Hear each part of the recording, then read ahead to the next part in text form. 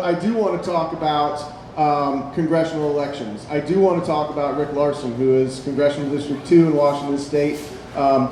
Rick Larsen is not just not progressive, he is anti-progressive. Okay? Rick Larsen is one of the many Washington State Democratic representatives that needs to be primaried in this season. So I'm going to take this opportunity. Right now, we don't have a challenger to Rick Larsen. There's a couple of people who may step in and challenge him, and if they do, I hope that we can get support for them. But I do want to talk about Joshua Lee Collins, who is a 25-year-old truck driver who is primarying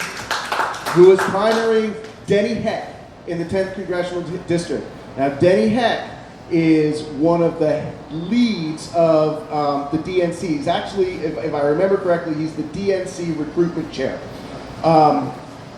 We do not have, and I've said this, and I'll just identify myself for a second a little bit. I represent the 44th Legislative District at the Washington State Democrats Central Committee. I was elected by progressives in my legislative district, which is not a progressive district, so I want to thank those PCOs for electing me.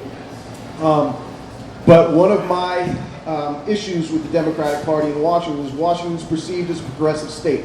Washington, legislatively, with our elected officials, is not a progressive state. We have one single progressive legislator representing us in Washington, D.C. We have no progressive senators. Patty Murray and Maria Cantwell are not progressive senators. Okay, the only progressive we have representing us in Washington, D.C. is Pramila Jayapal, and thank God she's there supporting Medicare for all. So we have got to primary Rick Larsen. We have got to primary Susan Delfeni. We've got Joshua Lee Collins primary Denny Heck. We've got two candidates who have stepped up to primary Derek Kilmer in the 6th LD. We have somebody stepping up in the 3rd LD. Hi, Cassidy, come on in.